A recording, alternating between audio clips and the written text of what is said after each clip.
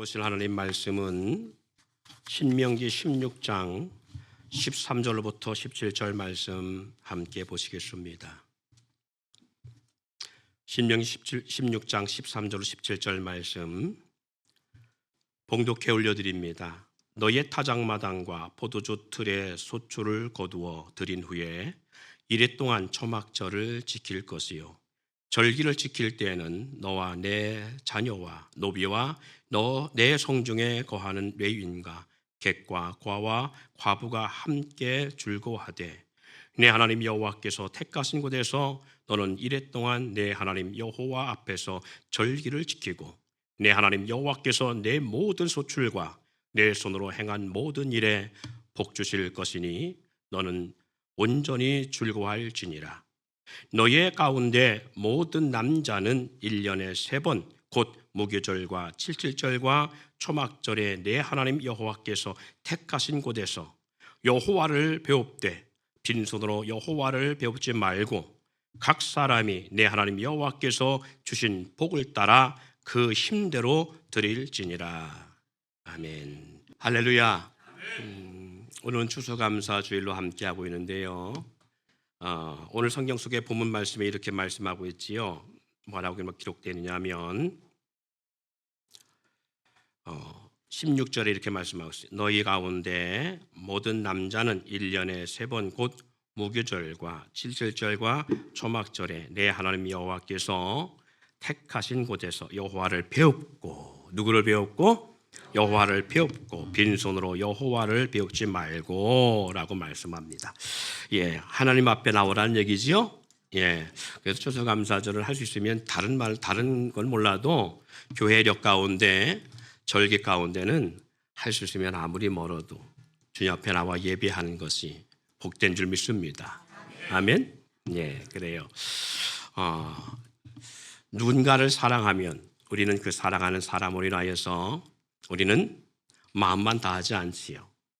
우리 청년들 보니까 사랑하니까 천리길도 마다하지 않냐고 쫓아 올라가고, 그리고 그뿐만 아니라 열심히 아르바이트를 해서 번 돈으로 연애도 하고 하는 모습을 보게 되어집니다.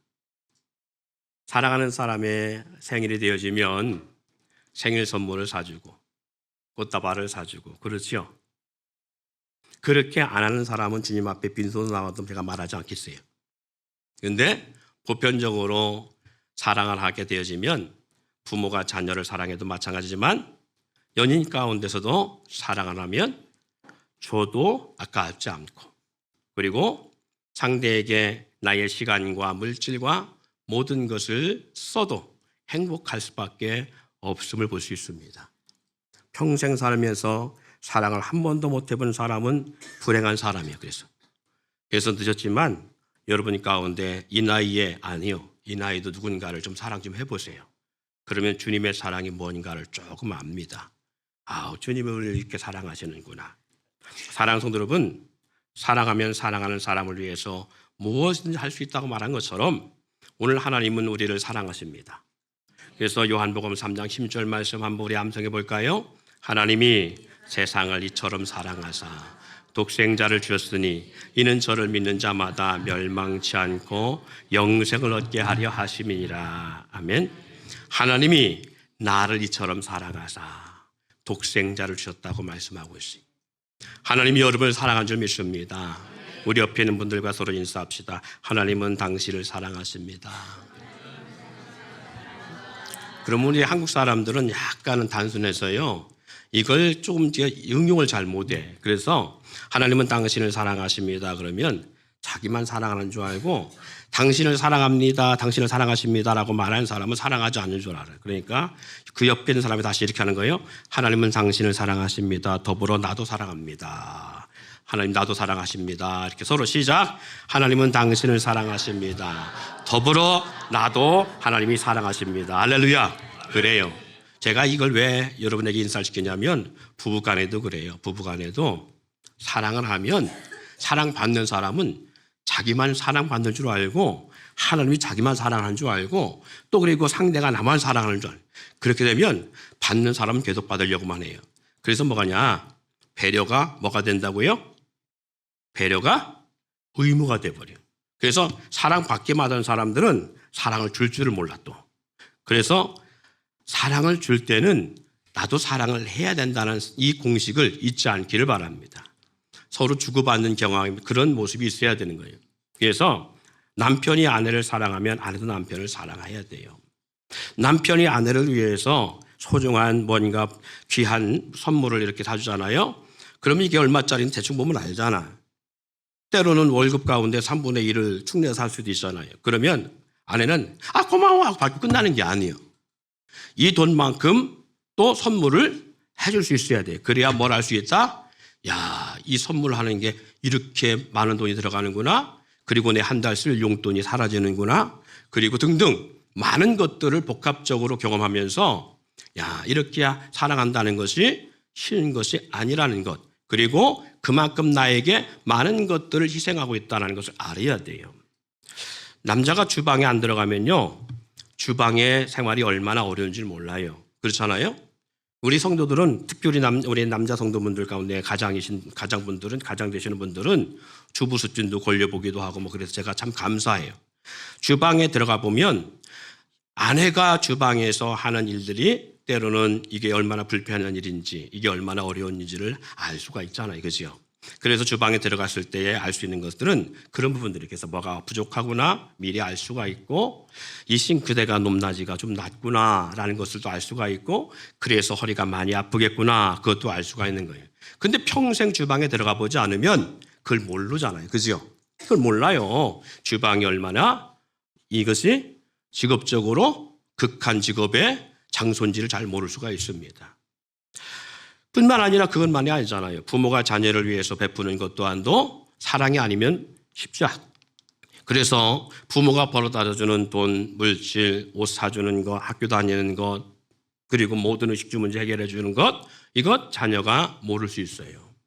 그런데 아버지의 직업, 아버지의 직장, 아버지의 일터를 가서 경험해보고 아버지가 어떻게 하루를 일을 하고 생활하는지를 눈여겨보다 보면 우리 아버지가 나를 위해서 이렇게 많은 시간과 헌신을 하는구나라는 것을 알물 통해서 조금 더 아버지에 대한 부모에 대한 사랑을 우리가 인지할 수 있겠지요. 그래서 딸들은 결혼하고 나서 가정을 꾸리고 자식을 낳고 그 자녀를 키우다 보면 해산의 고통, 임신의 고통, 그리고 출산을 거쳐서 키우는 그 고통의 시간들을 경험하다 보면 엄마의 사랑과 은혜를 안다잖아요. 그때서 남자나 여자나 그래서 부모의 사랑을 아는 건 언제 아느냐? 나이 먹었다고 하는 거 아니고요. 지식으로 배웠다고 해서 하는 게 아니에요. 장가를 가고 시집을 가서 자녀를 낳고 키우다 보면 알아요. 부모가 나를 위해서 얼마나 많은 것들을 희생하고 그리고 나를 위해서 자신의 삶을 헌신했는지를 알 수가 있다는 사실입니다. 부모도요, 나이를 먹어도요, 부모도 동일한 남자고 여자일 수밖에 없어요. 근데 우리 자녀들은 부모는 당연한 줄 알잖아요. 부모는 당연히 그런 줄 알아요. 저희 아버님이 60이 조금 넘어서 돌아가셨습니다. 제가 이제 머지않아 그런 나이가 돼요. 근데 60대 될 때 저는 우리 아버지는 세상을 초월하고 사시는 줄 알았어요. 성욕도 없고 정욕도 없고 식욕도 없고 그런 것도 없이 살아가신 줄 알았어요. 그런데 제가 그 나이가 다가와도 아직까지 20대 마음이고 아직까지 성욕과 정욕도 살아있고요. 식욕도 있고요. 그리고 나이 먹으면서 오는 것들이 무엇인가를 경험하면서 우리 아버지도 이렇겠구나 좀 알게 돼요. 우리 어머니가 이렇겠구나 좀 알게 되는 거예요. 사랑하는 성도 여러분, 부모는 그럼에도 불구하고 자녀들 앞에 티를 내지 않아요. 그래서 저는 티냅니다. 우리 자녀들 앞에. 속상하면 속상하다 티내고요. 그렇게 하는 것이 서운하면 서운하다고 티내요. 그래야 아이가 자라면서 자녀들도 나이 먹을 때에 우리 아버지가 이런 마음이었겠구나라는 걸 더 확실하게 이해할 수 있는 부분들이 있고요. 우리 아버지도 여전히 아버지를 떠나서 남자고 사람이고 사내구나. 그리고 약한 존재구나라고 알 때에 사람은 뭔가 상대가 강한 것이 아니라 함께 부두모 세워주고 그리고 함께 해야 될 그러한 위로의 대상이구나, 섬김의 대상이구나 라고 하는 것을 알 때에 자녀가 더 빨리 정신적으로 그리고 삶적으로 생각적으로 성숙해진다고 봐요. 그러나 부모는 당연한 것으로만 생각하고 하다 보면 부모가 나중에 돌아가셨을 때나 비로소 후회하게 되고 그 나이가 돼서야 비로소 자녀들이 그 나이가 돼서야 비로소 부모의 마음을 알게 됩니다. 때가 늦어요. 제가 이 말씀 드리는 것은 사랑을 받는 것만이 귀한 것이 아닙니다. 사랑할 줄 알고 베풀 줄 알고 섬길 줄 알 때에 하나님의 축복이 있음을 기억하시기 바랍니다. 하나님은요 우리를 그렇게 사랑했어요. 우리를 부모가 자녀를 사랑하는 것보다 애인이 애인을 사랑하는 것보다 더 우리를 더 사랑하셨던 분이 하나님이십니다. 하나님이 얼마나 우리를 사랑하시면 하나님이 나를 이처럼 사랑하사 독생자를 내어주기까지 사랑했다라고 말씀하고 있을까요? 오늘 로마서 8장에 보니까 이런 말씀이 있어요. 한번 따라 볼까요? 자기 아들을 아끼지 아니하시고 우리 모든 사람을 위하여 내주신 이가 어찌 그 아들과 함께 모든 것을 우리에게 주시지 아니하겠느냐.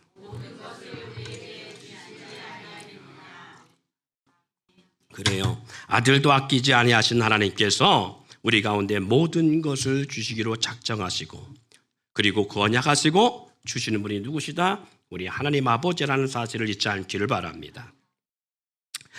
사랑하면 사랑하기 때문에 모든 것을 줘도 아깝지 않고 그리고 자기의 삶을 희생해도 행복할 수밖에 없는 것이 사랑하는 사람의 마음인 거예요. 이처럼 하나님은 거기에 비길 수 없는 더 수만 배, 수억 배, 수천억 배의 하나님 우리를 사랑하시는 데에 얼마나 사랑하셨으면 하나님이라는 이름이 다른 말로 여호와라고 말합니다. 오늘 모세가 이스라엘 백성을 구원하기 하나님이 부르시지요. 하나님께서 모세를 부르실 때에 모세야 내가 너로 내 백성 이스라엘 저 에집트에서 고난받는 이스라엘 백성을 구원하기로 작정해서 내가 너를 보내야겠다라고 했을 때에 모세가 이런 질문해요. 내가 저들에게 당신을 누구라고 소개하기를 원합니까? 소개해야 됩니까? 라고 할 때에 나는 스스로 있는 자니라 라는 말씀을 하지요. 다른 말로 여호와니라. 할렐루야. 여호와의 히브리 철자를 보니까 이런 철자가 있어요. 자, 있으면 잠깐 띄워놔 주실래요? 혹시 있으면. 자, 그 여호와라는 철자가 스페링이 네 개가 들어가요. 네 개 스페링이 들어가는데 그 단어를 보니까 이렇게 뜻하고 있음을 볼 수 있습니다. 못 보라, 손 보라 이렇게 표현되어 있어요. 여호와의 이름의 뜻이 히브리어 철자로 어떻게 된다고요? 못을 보라, 손을 보라 라고 하는 뜻이 있어요. 이것이 여호와 이름의 뜻이에요. 야훼 이름의 뜻. 그러니까 이 말씀을 여호와라고 하는 그 기쁨 속에는 어떤 의미가 있다고요? 손에 못 박힌 것을 보라 라고 하는 단어로 되어 있다고요. 아니 여호와 하나님은 구약적인 모습 속에 나타나 있잖아요. 그리고 예수님은 지금부터 2000년 전 신약에 시작하면 그 모습 AD 1년이라고 하는 기준점을 두고 태어나신 분이 예수님이시잖아요. 그래서 이제 로마의 원력상 그래서 AD 1년을 삼았잖아요. 세계가 모두 다 이 서기력을 쓰잖아요. 근데 예수님이 태어난 기점으로 해서 잡은 거라고요. 물론 뭐 2, 3년 후에 나중에 차이가 난다고 합니다만은 그럼에도 불구하고 예수님은 2000년 전에 십자가에 못 박히신 분이에요. 그리고 그분이 못 박히고 죽으셨다가 3일 만에 부활하셔서 제자 가운데 나타나셨는데 의심 많은 도마가 예수님이 부활했다고 하니까 믿지 않아서 나는 예수님의 못 박힌 손을 보고 옆구리에 창자국을 내가 보야 믿으리라 그랬잖아요. 그랬더니 예수님께서 도마에게 나타나셔서 후에 나타나셔서 손을 내밀어 보라 라고 보였잖아요. 네가 말하던 내 손에 못 박힌 자국을 보라라고 보여주잖아요. 그런데 저 이름의 뜻이 보니까 두 번째와 네 번째 같은 철자지요, 그죠? 그러니까 앞자가 못자예요, 못. 그리고 중간에가 두 번째가 거꾸로 읽어요. 히브리 이 단어는 거꾸로 읽습니다. 그러니까 여러분 볼 때 점 콤마 찍혀 있는 것이 거기부터 읽어야 되는 거예요. 히브리어는. 그래서 그게 못이라는 단어고요, 의미고요. 중간에 보라라는 의미고요. 가운데 이렇게 되어진 것이 손이라는 의미고요. 마지막 보라라는 의미예요. 그러니까 뭘 보라는 거예요? 못 박힌 손을 보라는 거예요. 못을 보라, 손을 보라. 그런 의미에서 못 박힌 손을 보라라는 의미를 가지고 있는 거예요. 그러니까 하나님은 2000년 전 예수님께서 십자가 못 박히신 역사는 단지 하나님의 아들이 못 박힌 게 아니에요. 누가 못 박히신 거라고요? 하나님 자신이 우리를 사랑하시는 말미암아 당신이 친히 이 땅에 내려오셔서 우리의 허물과 죄를 위해서 당신이 못 박히시고 죽으신 거예요. 그래서 여호와의 이름의 이 깊은 의미 속에는 내가 너희를 위해서 손에 못 박혀 죽을 것이다 라고 하는 것을 예표하고 있다는 거예요. 여호와의 이름의 뜻에. 우리가 무엇이 간데 하나님이 당신이 십자가 달려 죽기로 작정하셨느냐라는 거지요. 사랑하는 성도 여러분, 이 하나님의 은혜의 역사입니다. 할렐루야. 하나님 우리를 위해 죽기를 작정하셨어요. 왜 그러면 손에 못 박히고 발에 못을 박혀 옆구리에 창을 찔렸어야 됐는가? 우리 너무 잘 알지요. 우리가 손으로 쥐는 죄 때문에 그분이 예수님께 2000년 전에 십자가에 손에 못을 박히고요. 우리가 발로 걸어다니며 쥐는 죄 때문에 발에 못을 박히시고요. 우리가 마음으로 지은 죄 때문에 옆구리에 창을 찧어서 물과 피를 다 쏟으시고요. 우리가 머리로 지은 죄 때문에 그분이 머리에 가시관을 쓰셨다는 사실을 잊지 않기를 바랍니다. 우리가 온 몸이 다 죄성투성이에요. 세포 속속까지도 타락한 죄성의 본성이 우리 가운데 있음을 우리는 부인할 수 없습니다. 아무리 겉으로는 거룩한 척하고 고상한 척해도 우리 속에는 분노가 있고 우리 속에는 앙금이 있고 우리 속에는 용서하지 못하는 것이 있고 우리 속에는 그리고 불의와 악의가 가득 차 있는 모습일 수밖에 없는 거예요. 어둠의 세력으로 말미암아 우리가 죄의 종이 되어 그렇게 흑암의 권세 가운데서 악함의 본성을 가지고 살아가는 이 육체 가운데 우리를 그냥 영원한 형벌을 받지 않게 하시기 위해서 하나님이 뭐 하셨다고요? 여호와 하나님께서 이미 당신이 우리를 위해서 십자가에 자신의 몸을 던져 우리의 손과 발과 머리와 모든 몸으로 지은 죄를 위해서 죽기로 작정하신 거예요. 할렐루야. 대속의 역사를 이루 작정하셨다는 사실을 잊지 않기를 바랍니다. 그래서 로마서 2장에 보니까 이런 말씀이 있습니다. 너희 안에 이 마음을 품어라. 곧 그리스도 예수의 마음이니 그는 근본 하나님의 본체시나. 그는 근본 하나님의 본체라는 거예요.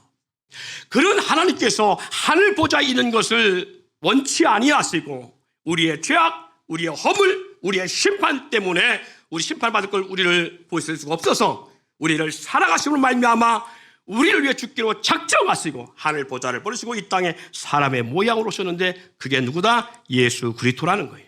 할렐루야.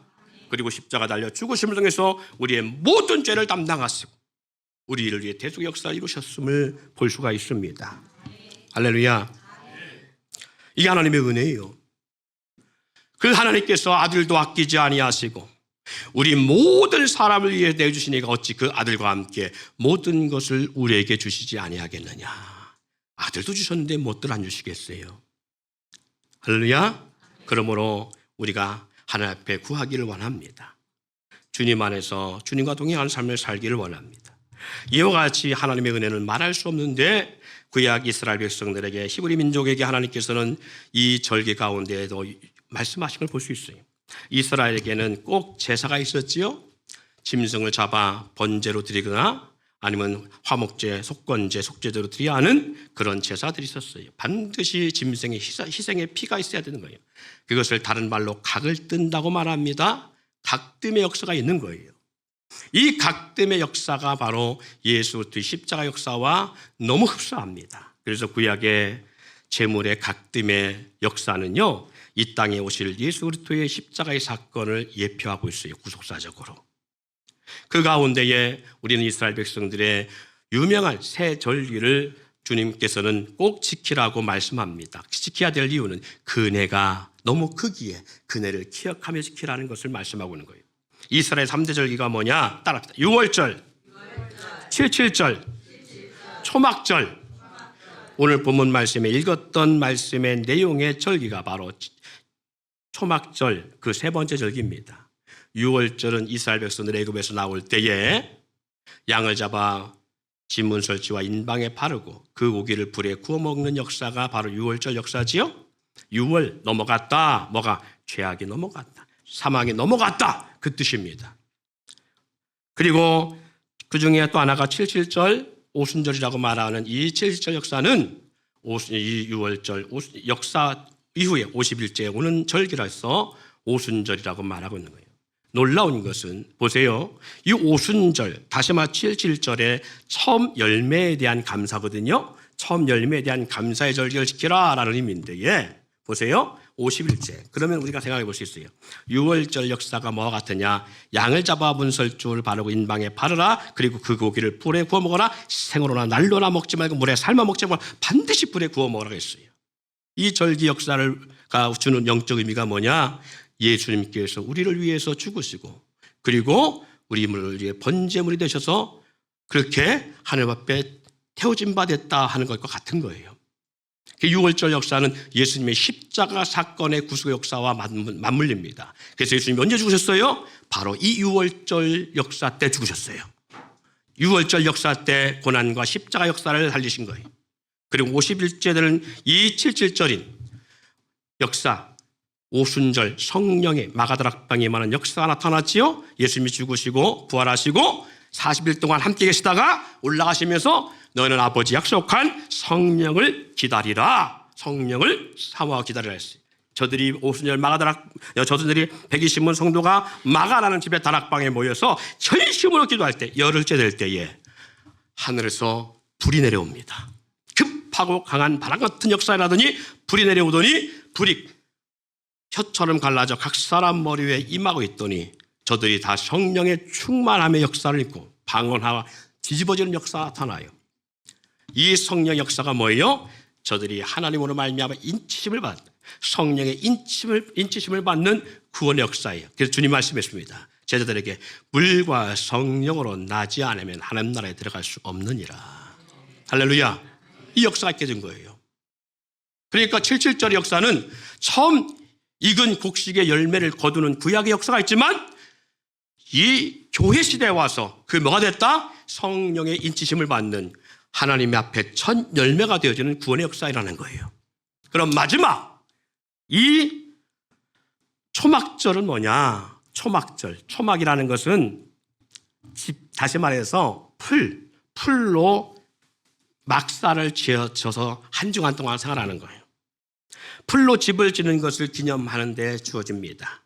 네, 초막절 역사가.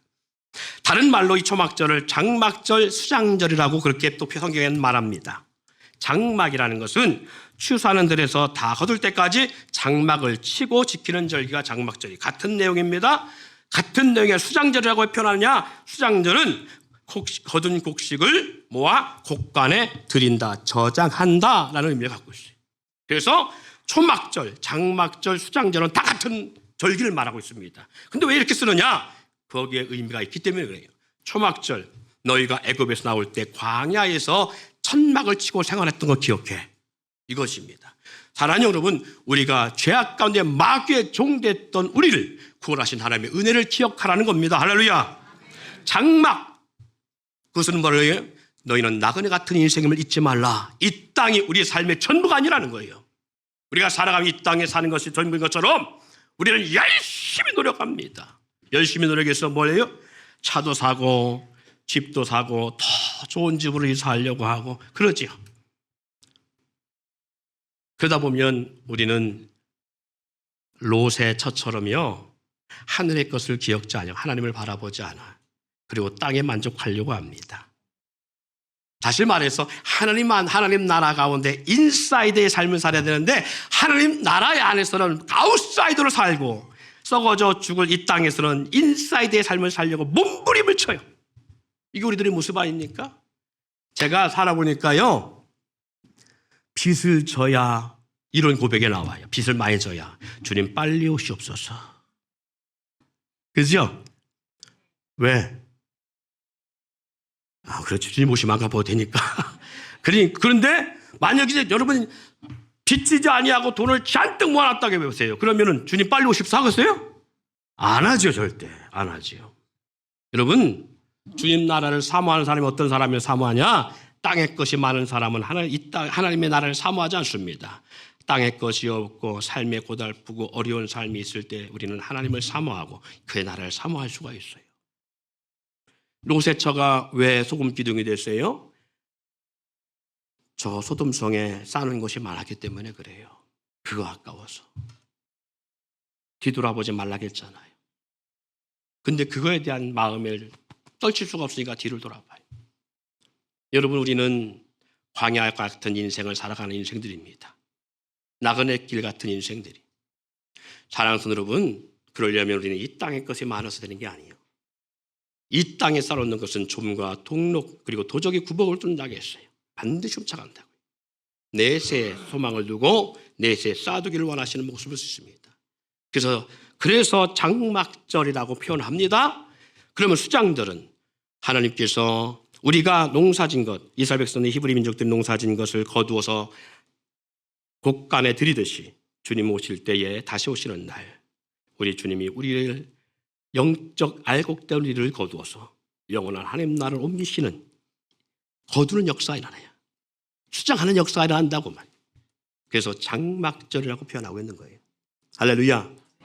이 장막절, 수장절 역사가 오늘 우리가 드리는 뭐와 비슷하다? 추수감사절과 비슷하다라는 거예요.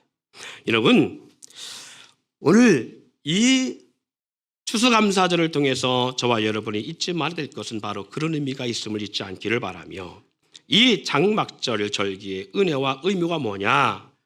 히브리 민족의 장막절의 의미는요, 애굽에서 종되었던 고난을 기억하고 하나님의 출애굽 역사와 광야 40년의 장막 초막 생활을 했음을 기억하고 잊지 말고 약속의 땅에 주어진 약속의 땅에 들어가 그 땅에서 풍요로운 삶의 역사를 누리는 것, 이것을 하나님의 은혜 가운데 주어졌다는 것 잊지 말라는 거예요.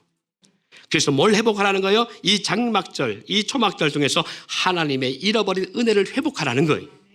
우리 교회 2025년 표가 뭐예요? 시작! 처음 행위를 회복하는. 그래요. 처음 사랑을 회복해야 처음 행위를 회복할 수 있습니다. 처음 행위를 회복하라라고 말씀한 거예요.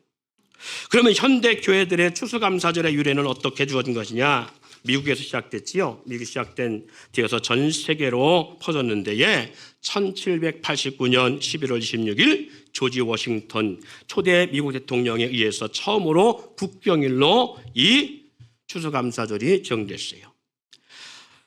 이후에 날짜가 변경되어 때로는 폐지되기도 했고 변화가 있었지만 1941년 프랭클린 디 루즈벨트 대통령이 국경일로 하자고 명령해서 그렇게 미국 의회에서 11월 넷째 주 목요일로 결정하고 공휴일로 지정되고, 이 역사가 전 세계에 퍼지면서 이 11월 달 추수감사절을 하게 되는 동기의 그 뿌리가 된 걸 볼 수 있습니다.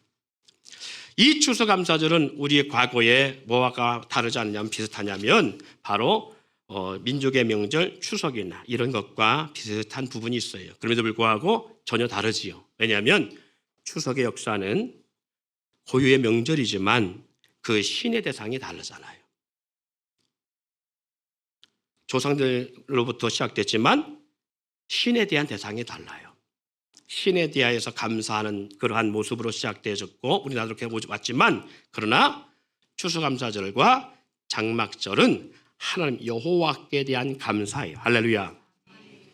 자, 그런데 왜 우리나라는 그러냐? 여러분, 한번 제가 질문해 볼게요. 저희 어머니가 예수 믿기 전에 새벽마다 찬물로 목욕을 재개하시고요.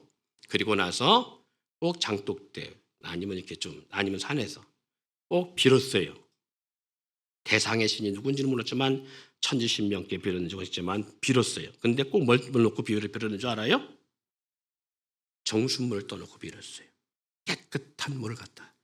생수를 떠놓고 빌었단 말이에요. 자, 저는 그때는 그냥 당연히 그런 줄 알았어요. 근데 여러분에게 한번 질문을 볼게요. 왜 과거에 우리 조상들은, 우리 어머니들은 생수를 떠놓고 빌었을까? 다른 거 할 수 있잖아요.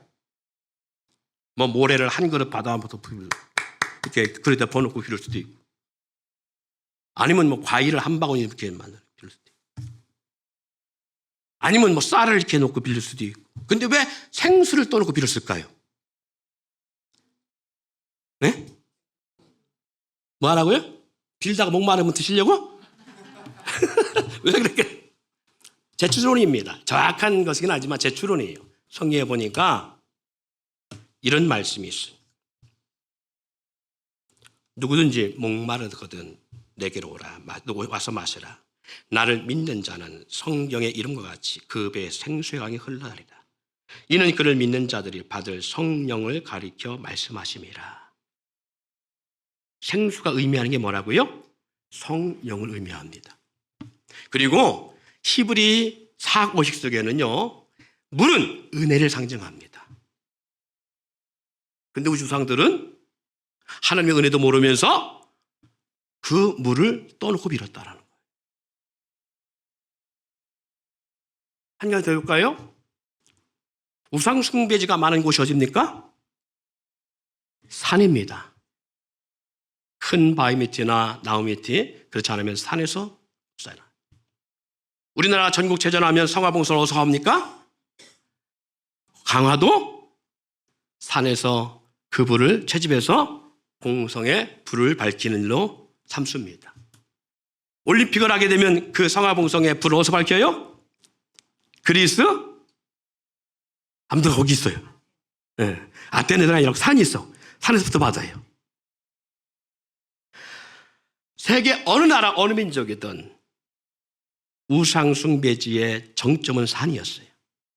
그런데 놀라운 것은 하나님의 태초부터 역사였던 곳이냐 산입니다. 산에서부터 시작됐습니다. 하나님이 처음 사람 아담을 만들 때 어디에 두셨어요? 에덴 동산. 그 동산에 두시고 하나님은 그곳에서 처음 사람 아담과 하와를 만나셨고 함께 했어요. 예수님이 기도하던 곳이 어디입니까? 네? 겟세마네 동산. 예수님이 성취하는 곳이 어디예요? 감람산. 엘리야가 850명과 영적 싸움에 승리했던 산이 무슨 산? 갈멜산. 모세가 하나님 만난 곳 어디예요? 다 산이에요, 산. 제가 이 말씀을 왜 드리냐? 사탄은 창세후에 지금까지 하나님을 대적했던 어둠의 마귀는, 어둠의 세력, 마귀는요, 하나님이 영광받은 모든 자리에 그들이 받으려고 해요. 아세요? 제가 그래서 이 설명을 드리고 있는 거예요. 보름이 되어지면 저희 어머니가 길거리에, 신장로에 그런 게 많았어요. 길거리, 큰 넓은 거리에서 거리제를 지내는데 집 있지요, 집. 집이 뭔 줄 알지요? 예, 집을 십자가로 이렇게 해놓고 그 한 가운데, 십자가 한 가운데다가 밥 한 국을 딱 띄워놓고 거리제를 지냈어요. 왜 십자가를 만들어놓을까, 국집으로? 그리고 왜 밥을 거기다 올려놓을까? 뭐가 연상되어져요? 예수님의 십자가의 역사가 형상되지 않아요? 이 밥이 의미하는 게 뭔지 아십니까? 자, 제가 성경 말씀이 있습니다. 요한복음 6장 51절 말씀인데, 나는 하늘에서 내려온 살아있는 떡이니 사람이 이 떡을 먹으면 영생하리라. 내가 줄 떡은 곧 세상의 생명을 위한 내 살이라 하시니라. 뭐란 의미예요, 그게? 예수님께서 우리에게 뭐로 오셨다는 거예요? 영원한 생명의 떡으로 오셨다는 거예요. 그래서 베들레헴에서 나셨지요? 베들레헴이라는 의미는 떡집이라는 의미입니다. 예수님께서 왜 베들레헴에 태어나느냐? 떡집, 세상의 생명을 살리는 우리 육신으로 살아가는 우리 인생들에게 생명의 떡으로 오시겠다고 작정하셨기 때문에 베들레헴에 나신 거예요. 베들레헴에서 태어나셨는데 어디에 누웠어요? 그렇지요. 말이 먹는 그 구유의 누임을 입었어요. 짐승의 구유의 누임을 입었다고요. 짐승의 우리에서 태어나셨다고요. 영이 죽은 인생들에게 바로 뭘로? 우리의 생명의 양식으로 이 땅에 오시고 있음을 우리 가운데 증거하고자 하신 것이었습니다. 사랑하는 성도 여러분, 그러기에 이와 같은 하나님의 구속의 역사가 사탄도 교묘하게 이용해서 그렇게 응용하고 있는 거예요. 자, 제가 추석 얘기를 하다가 얘기를 하고 있습니다. 추석 때에 그리고 제사 때에 올려놓는 상차림 가운데서 돼지고기 올라갑니까? 안 올라갑니까? 뭐가 올라가요 그럼? 삼겹살 올라가? 산적이 올라가지요. 산적은 산에 사는 도적들 말하는 게 아니죠? 네, 산적은 고기가 어떤 고기예요? 소고기입니다. 그리고 날짐승 가운데 올라가는 고기가 있어요? 닭이 올라갑니다. 구약에서 5가지 제사 가운데에 드려지는 제사의 제물의 역사, 짐승이 뭐냐? 비둘기나 염소나 소가 드렸어요. 양이 드렸고요. 돼지는 드리지 않습니다. 왜? 돼지는 부정한 짐승이기 때문에 못 드린 거예요. 이 역사가 전 세계에 어떻게 나타났다고요? 이와 같이 우상 숭배 역사가 나타나고 있다고요. 성막을 보세요. 성막 한번 더 펴보실래요? 성막에 보면 자, 저게 성막의 역사입니다. 문을 통과해 들어가면 번제단이라는 짐승을 각을 떠서 태워드리는 번제단이 있고요. 그 가운데 끝에 집 같은 모양 앞에 물두멍이라는 물을 담아두는 곳이 있습니다. 자, 보세요. 반드시 불에 태워져야 하나님이 그 향기를 받으십니다. 여러분, 제사 지낼 때 충문 읽지요. 읽고 나서 제사 다 지내고 나서 그 종이 태워야 안 태워요? 태워드리지요. 안 태우면 온전한 제사가 안 됩니다. 그리고 밥 숟가락을 밥에 꽂아놨다가 어디다 담그죠? 그렇지요. 정수물에 담그죠. 그리고 그물을 먹어야 두려움 없고 담대해진다고 그러죠. 우리 어릴 때 그 그물 얼굴 억지로 미웠어 우리 했던데. 우리 부모님들이. 왜 물을 둘까? 왜 성막에 물두멍이 있을까? 왜 번제단이 먼저 있을까? 성수에는 떡상이 있고요. 그리고 등대가 있습니다. 보세요. 제사상에 떡 빠진 적 봤어요? 안 빠져요. 그리고 제사상에 함께 하는 것이 있는데 뭐냐? 촛대와 향입니다. 자, 성막 안에 한번 기구를 보여주세요. 제물에 보면 저기 촛대가 있지요. 등대가 있습니다. 그리고 맞은편에 떡상이 있어요. 그리고 건너편에 앞쪽 휘장 지성소 앞에 분향단이 있어요. 향을 피워드리는 곳입니다. 자, 보세요. 이 3가지 그는 반드시 하나님이 모세를 통해 이스라엘 백성들에게 성막을 축조할 때 그리고 성소에 두어야 될 성물들입니다. 등대는 7가지 촛대라 말하는데 7등이 있는 거죠. 7등의 의미가 뭐냐? 여호와의 신의 임재를 상징합니다. 여호와의 신, 지혜와 모략과 총명과 재능과 지식과 여호와를 경외하는 신, 7신의 역사의 상징이에요. 임재의 상징이에요. 그래서 저 등대에 불을 밝히라고 말하고 있는 거예요. 그리고 불을 밝히면 반드시 해야 되는 것이 있는데 바로 떡상에 떡을 먹으며 분향단에 향을 피워야 되는 거예요. 하나님께서 저 향을 통해서 이스라엘 백성들이 번제단에서 짐승을 태워드리는 향과 더불어 저 성소 안에 분향단에서 향을 하나님이 흠량하시면서 이스라엘 백성 가운데 축복하시기 위해서 저 성소 안에 지성소 안에 여호와의 영광이 가득하게 나타납니다. 이게 역사예요. 하나님이 임재를 상징하는 거예요. 그런데 이 역사가 우상 숭배하는 모든 지역으로 다 그렇게 나타나기 시작합니다. 그래서 우상 숭배하고 우상을 숭배하는 장소는 뭐가 반드시 있다? 촛대가 반드시 있습니다. 그리고 뭐가 있는 줄 아세요? 향이 반드시 피워집니다. 사탄도요, 하나님을 찬양했던 존재다가 타락해서 쫓겨난 게 사탄이 됐고 타락한 전사라고 말하는데 이 역사가 왜 주어지느냐? 사탄이 하나님의 보좌에서 자기가 영받으려고 교만에 올라갔다가 하나님의 쳐서 타락한 자 사단이 되어서 공중권세가 잡은 자가 되어서 모든 인류 인생들에게 영혼들에게 노력을 해서 속이는 자 그리고 미혹한 자가 되어서 하나님이 받을 영광을 자기가 받기 위해서 하나님 앞에 행하고자 하는 일들을 그렇게 비스름하게 하고 있는 거예요. 받고자 하는 거예요.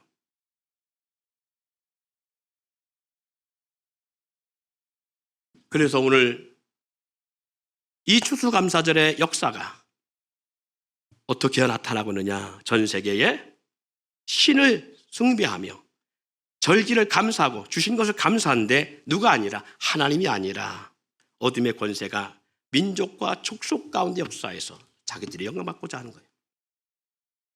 여러분, 우리는 그렇게 하면 안 되겠지요. 그래서 하나님께서는 2000년 십자가의 사건을 통해서 하나님은 이 모든 것들을 처리하시고 뭐를 통해서 하나님이 제사와 같은 역사로 받은 자 우리의 예배를 구약에 받던 제사의 모습처럼 받으시는 거예요. 그래서 말씀합니다. 우리에게 로마서 12장에 너희는 이 세대를 본받지 말고 분별하여서 하나님 기뻐하시는 산 제사를 드리라. 이거 너희가 드릴 영적 예배라고 말하고 있는 거예요. 그러면 사탄이 숭배하는 곳에는 항상 뭐가 있다? 향이 피어진다. 할렐루야.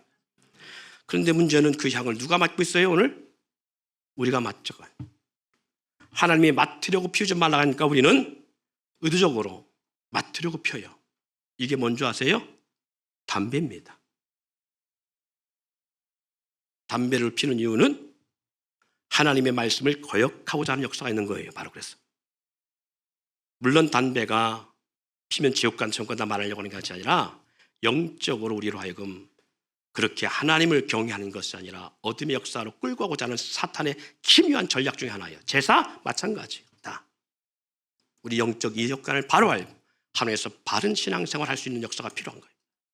그래서 그 역사를 하는 거예요. 그래서 예수 믿으면 어느 순간 성령이 강력하게 역사하면 어느 순간 내 속에서 내 육신을 위해서 먹고 마시고 피던 것들이 소멸되어지고 그런 역사가 나타나요. 그래서 영적으로 우리가 그걸 바로 알아야 돼. 오늘 추수감사절에 저와 여러분들이 기억할 것 중에 하나는 바로 이거는 역사입니다. 그래서 우리는 하나님 앞에 하나님 기뻐하는 삶을 살기 위해서 하나님께서는 우리로 하여금 구약에서의 그런 제사법이 아니라 예배를 통해서 우리가 드려지는 찬양을 하나님의 흠양하셔서 향기로운 향으로 받으시고 우리의 기도를 향기로운 향으로 받으시는 거예요. 요한계시록에서 우리가 그래서 말씀하는 겁니다. 천군 천사가 하나님 보좌에서 향로를 가지고 오늘 교회 가운데에 쫙 성도들 가운데 나타나는 데에 여러분 눈에 보이지 않지요. 그러나 지금 그 역사가 이루어지고 있다는 사실을 잊지 않기를 바랍니다. 금향로를 가지고 와서 우리 가운데 향을 받아가지고 하나님의 보좌에 쏟아요. 거기 성경에 뭐라고 요한계시록 기록되느냐? 그 향이 뭘 보니까 금향로에서 향을 쏟아지는 향을 보니까 이는 성도들의 기도와 찬양이고 예배가 되어지고 있다는 사실이 이게 하나님 받으신 향이에요. 그랬더니 지금은 사단이 또 그걸 응용하고 있잖아요. 사단은 그래서 지금 찬송가가 불경가가 되어지고 그리고 우리 어린이들을 위해서 여름에 성경학교가 불경학교가 되어지고 어떻게 다 응용하고 있잖아요. 다. 사랑하는 성도 여러분, 추수감사절은요 하나님께서 이 베푸시는 은혜를 기억함으로 그 은혜를 잊어버리지 말고 꼭 하나 앞에 그 은혜를 감사함으로 드리라. 그럼 어떻게 하시겠다 말씀하느냐? 이렇게 말합니다. 따릅시다. 내 하나님 여호와께서 내 모든 수출과 내 손으로 행한 모든 일에 복 주실 것이니. 할렐루야. 복 줬다라는 말이요 주신다는 거예요. 그 주신다는 거예요. 약속하고 있다라는 겁니다. 뭐 할 때? 이 절기를 지키고 그리고 어떻게? 혼자 지키지 말고 너와 내 자녀와 노비와 내 성중에 거하는 레인과 객과 고아와 가부와 함께 즐거워하라고 말씀합니다. 공동체의 연합을 위해서 하라는 얘기입니다. 내 하나님 여호와께서 택하신 곳에서 절기를 지키라는 거예요. 택하신 곳에서 어떻게 절기를 지키냐? 택하신 곳에서 여호와를 배워라 그 말이에요. 하나님은 어디나 계십니다? 안에 계신 곳이 없지요. 그런데 하나님께서는 왜 굳이 택하신 곳에 와서 하나님을 보기를 원하느냐? 하나님 어디나 계시는데 아무 소나 드려도 되지 않습니까? 라고 말할 수 있어요. 근데 불구하고 하나님은 마치 택하신 곳에만 계신 것처럼 그곳에 와서 내 얼굴을 내가 보기를 원한다는 거예요. 그것은 왜? 그것은 자기 혼자 드리지 말라는 거예요. 택한 곳에 함께, 누구와 함께? 고아와 과부와 나그네와 레위인과. 이들 다도 어떤 사람들이에요? 고아는 뭐가 없어요? 부모가 없어요. 형제가 없어요. 그러니까 고아잖아요. 그러면 부모 형제가 없다면 뭐도 없는 거예요? 집도 절도 없고 땅도 없는 자예요. 과부도 마찬가지입니다. 그런데 여기에 또 누가 있어요? 나그네도 마찬가지잖아요. 여기에 또 레위인까지 들어갑니다. 왜 레위냐? 레위도 마찬가지입니다. 이 땅에 기업을 받지 못한 족속이에요. 오직 하나님의 제사를 위해서, 예배를 위해서, 성전 봉사를 위해서 땅을 기업을 받지 못한 족속입니다. 이 모든 사람들의 종류는 이 땅에 기업이 없는 사람들이고, 그리고 의지할 대상이 없는 존재들이에요. 그래서 하나님께서는 나 있는 곳에서 함께 와서 그들을 위로하고 그들과 함께 즐거워하라. 이게 절기를 원하신 하나님의 역사입니다. 하나님 자신을 위해서가 아니라 누구를 위해서? 이스라엘 백성의 공동체를 위해서. 오늘 영적 이스라엘 백성이 저와 여러분 을 믿으시기 바랍니다. 이 공동체를 위해서 함께 모여 예배하라는 거예요. 이 예배가 그럴 때 뭐가 된다? 하나님이 기뻐하시는 예배가 된다는 거예요. 오늘 그런 예배자가 되어서 하나님이 기뻐하시는 온전한 추수감사절이 되기를 주님의 이름으로 축원드리고, 그로 인하여서 하나님 약속하신 약속, 내 하나님 여호와께서 내 모든 수출과 내 손으로 행한 모든 일에 복 주실 것이니 이 축복의 역사가 주어지기를 주님의 이름으로 축원을 드립니다.